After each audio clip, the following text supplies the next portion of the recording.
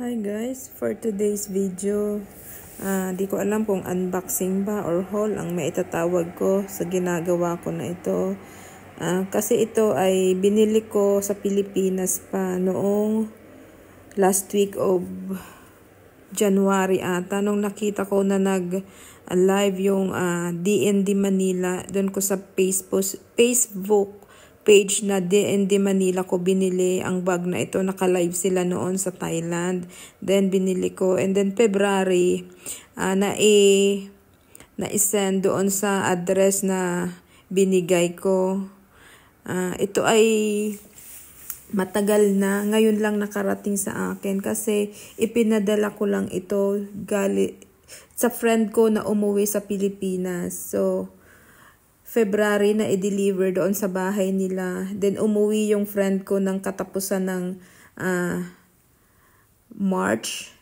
At ngayon, May 2. Yan. Saka ko lang na-receive. Nagkataon na ngayong May 2 ay Friday. Day off ko din. Kaya pagdating ko sa flat namin sa Tel Aviv, ayan, binuksan ko na agad siya kasi nagmamadali ako at gusto ko siyang gamitin.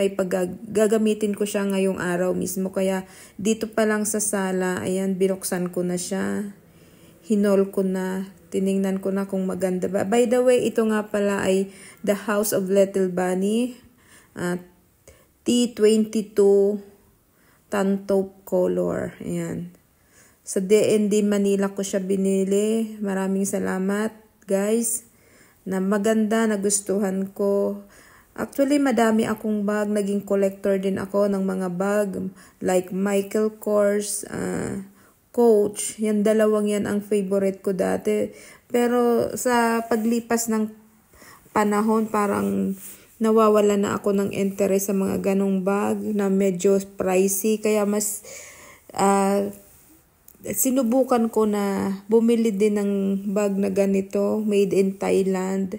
Hindi siya ganun ka-pricey kagaya ng sa Coach at sa Michael Kors. At ito nga yung first time na magkaroon ako ng ganitong bag. Dalawang nga pala siya, dalawa yung kanyang isling, isang maliit at isang mahaba. Thank you guys!